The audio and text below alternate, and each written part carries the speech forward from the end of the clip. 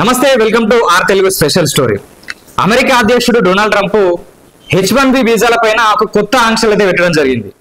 ఎవరైతే అమెరికాలో ఉన్నటువంటి కంపెనీలు, పెద్ద పెద్ద కార్పొరేట్ కంపెనీలు ఎవరైతే ఉంటాయో భారతీయులను అమెరికా దాకా తీసుకురావాలంటే వీసా పెట్టి వాళ్ళు అమెరికన్ గవర్నమెంట్ కు $1,00,000 కట్టాలి. అంటే దాదాపు ఇండియన్ మనీ చూసుకున్నట్లయితే 90 లక్షల రూపాయలు ఒక్కొక్క పర్సన్ పైన అక్కడ ఉన్నటువంటి గవర్నమెంట్ కు ఆ కంపెనీలు కట్టాల్సి ఉంటది. సో ఇది ఎట్లుందంటే కొంపలో కుంపటి పెట్టుకున్నట్టుంది. డొనాల్డ్ ట్రంప్ ఎవరైతే ఉన్నారో అతని కొంపలో అతడే కుంపటి పెట్టుకున్నట్టుంది. ఎందుకు ఎట్లా అనేది ముందు చెప్తా. సో ఇది H1B వీసాల పైన పెట్టినటువంటి ఆంక్షల పైన మనం రెండు రకాలుగా చూసుకోవచ్చు. ఒకటి ఏంటంటే ఆయన ఏమంటుండంటే అమెరికా ఫస్ట్. ఇప్పుడు అక్కడ ఉన్నటువంటి యువతకు సరైనటువంటి ఉపాధి అవకాశాలు కావచ్చు, ఉద్యోగం దొరుకుతలేదు కాబట్టి ఇక్కడ ఉన్నటువంటి యువతకు మాత్రమే ఉద్యోగాలు చెందాలి అనే ఉద్దేశం. తర్వాత ఇక్కడ ఉన్నటువంటి ఆర్థిక వనరులు ఇక్కడ ఉన్న పౌరులు మాత్రమే యూజ్ చేసుకోవాలి, దేశం దాటి పోవద్దు అనేది ఒకటి.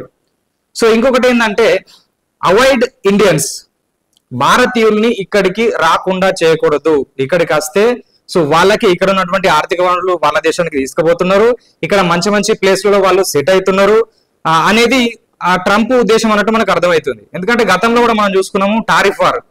ప్రపంచంలో ఎక్కడ లేని విధంగా భారతదేశం పైన 50% వరకు టారిఫ్స్ అనేది వేసిండు. సో ఎంత వీలైతే అంత భారతదేశాన్ని ఇరకాటంలో పెట్టడానికి, భారతదేశాన్ని అవాయిడ్ చేయడానికి, అక్కడ వాళ్ళు ఇక్కడికి రాకుండా ఇంపోర్ట్ ఎక్స్పోర్ట్ జరగకుండా చేసే విధంగా అయితే ట్రంప్ ప్రయత్నం చేస్తుండు.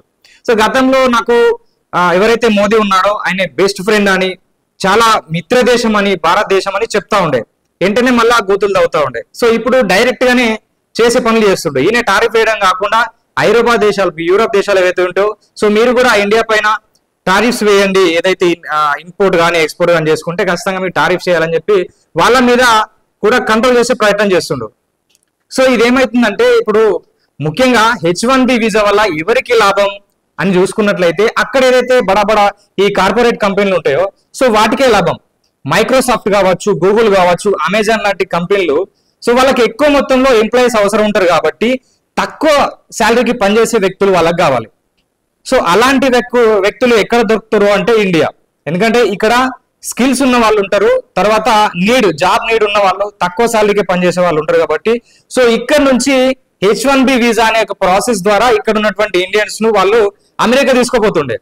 ఇది 1980-90 నుంచి కొంచెం ఎక్కువ అయింది. సో చాలా మంది అక్కడికి వెళ్ళి H1B వీసా పైన వెళ్ళి తర్వాత ఈ గ్రీన్ కార్డ్ ఏదైతే ఉంటో గ్రీన్ కార్డ్ తీసుకొని అక్కడ సెటిల్ అయిన వాళ్ళు కూడా చాలా మంది ఉన్నారు. సో దీని ద్వారా అక్కడ ఉన్నటువంటి కంపెనీలకు చాలా లాభం. ఎందుకంటే అమెరికన్లు ఎంతైతే శాలరీకి పనిచేస్తారో దాంట్లో సగం శాలరీకి మాత్రమే ఇక్కడ ఇండియన్స్ పనిచేస్తున్నారు. సో అక్కడ కంపెనీలకు లాభం అని చెప్పొచ్చు. సో ఇంకోటి ఏంటంటే ఇక్కడ ఇండియన్స్ కూడా దాదాపు ఇక్కడ ఉన్నటువంటి అవినీతి, తర్వాత ఏ కంపెనీలకు అయినా ఏ వ్యవస్థలకు అయినా కానీ ఇక్కడ ఎట్లా జరుగుతుంది అంటే ఇప్పుడు ఒక కంపెనీ స్టార్ట్ చేశారు, దాంట్లో రిక్రూట్మెంట్ కూడా ఎట్లా జరుగుతుంది అంటే స్కిల్స్ ను బట్టి, వాళ్ళకున్న అర్హతను బట్టి అనేది చాలా తక్కువ. ఏం చేస్తారంటే నా కులానికి చెందినోడు నా కంపెనీలకు రావాలి, నా మతానికి చెందినోడు నా కంపెనీలకు రావాలి, లేదంటే నా ఊరు దగ్గరోడు నా కంపెనీలకు రావాలి, సో నాకు చెందినోడు నా కంపెనీలో పనిచేయాలనేది జరుగుతుంది.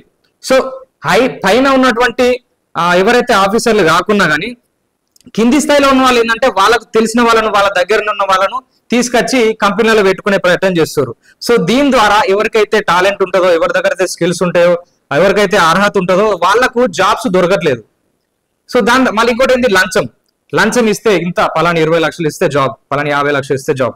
సో ఇట్లా పెట్టుడు చేయబట్టి వీళ్ళు ఏం చేస్తారంటే సైంటిస్టులు కావచ్చు, మెడికల్ ఫీల్డ్ లో ఉన్న వాళ్ళు కావచ్చు, సాఫ్ట్వేర్ ఫీల్డ్ లో ఉన్న వాళ్ళు కావచ్చు, అరే ఇవన్నీ ఎవరికి లంచం ఇచ్చి ఇదంతా చేసే బదులు కొంచెం వీసాకు డబ్బులు ఖర్చు చేసుకుని వేరే దేశం పోతే అక్కడ మంచిగా జాబ్, సరైనటువంటి సాలరీ ఉంటుంది, జాబ్ సెక్యూరిటీ ఉంటుంది, మంచిగా పని చేయొచ్చు, ఎలాంటి ఇబ్బంది లేకుండా అని వాళ్ళు ఆలోచిస్తారు.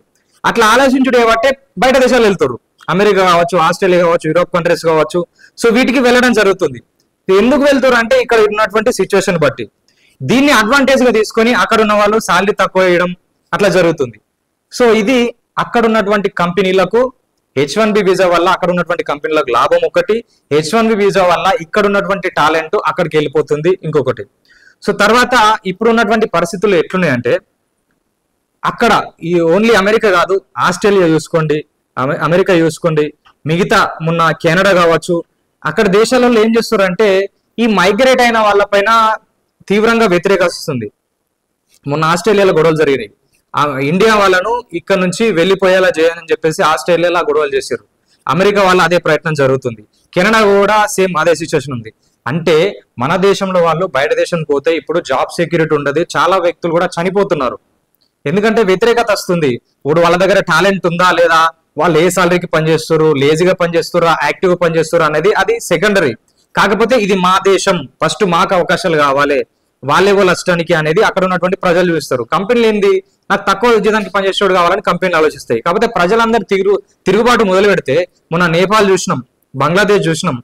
సో అక్కడ యువత తిరుగుబాటు మొదలు పెడితే మనం అక్కడికి పోయినా కానీ మనగలగడం అనేది చాలా ఇబ్బందికరమైన పరిస్థితి. కాబట్టి ఇక్కడ ఉన్నటువంటి యువత ఇక్కడ సెటిల్ కావడానికి ప్రయత్నం చేయాలి.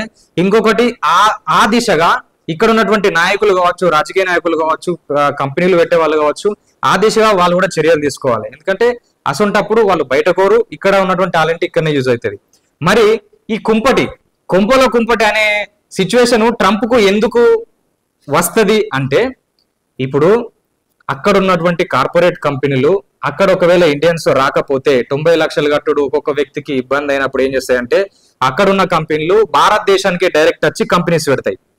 సో ఆల్రెడీ కొన్ని అనౌన్స్మెంట్లు వచ్చినాయి. బెంగళూరు, హైదరాబాద్ లాంటి ప్లేసెస్ లో మైక్రోసాఫ్ట్ కావచ్చు, ఈ గూగుల్ కావచ్చు, యాపిల్ సంస్థలు కావచ్చు, అమెజాన్ లాంటి సంస్థలు ఇక్కడ పెద్ద ఎత్తున కంపెనీస్ పెట్టబోతున్నటువంటి కొన్ని న్యూస్ అయితే, వార్తలు అయితే వచ్చినాయి. సో వాళ్ళు ఇక్కడ కంపెనీ పెడితే అమెరికాకు తీవ్రమైనటువంటి నష్టం వస్తుంది. సో ముందు ఇక్కడ ఉన్నటువంటి టాలెంట్ అక్కడ దాదాపు 71% అక్కడ మన సాఫ్ట్వేర్ లో ఉంటే, ఒకవేళ ఇక్కడనే ఆ స్థాయిలో శాలరీలు, ఆ స్థాయిలో జాబ్స్ ఇక్కడ ఉంటే, సో ఇక్కడ వాళ్ళు అక్కడికి వెళ్ళరు. అక్కడ ఉన్న వాళ్ళు కూడా ఇక్కడికి వచ్చే సిచ్యువేషన్ ఉంటుంది. సో అక్కడ సరైనటువంటి సైంటిస్టులు కావచ్చు, సాఫ్ట్వేర్లు కావచ్చు, ఫార్మసిస్టులు కావచ్చు ఉండరు.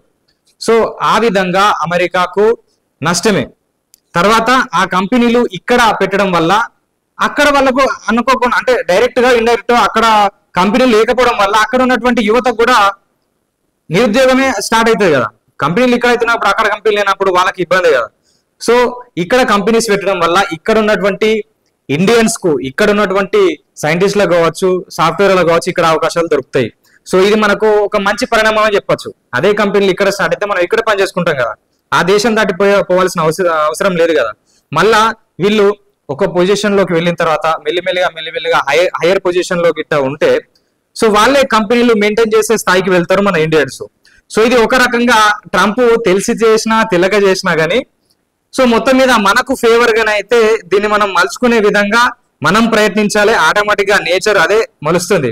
అక్కడ బంద్ చేసినాయి కాబట్టి ఇక్కడ స్టార్ట్ అయితే ఆ ప్రకృతి మనకు డైరెక్ట్ ఇక్కడ జాబ్స్ వచ్చేటట్టు అయితే డైరెక్ట్ గానే మనకు తెలుస్తుంది.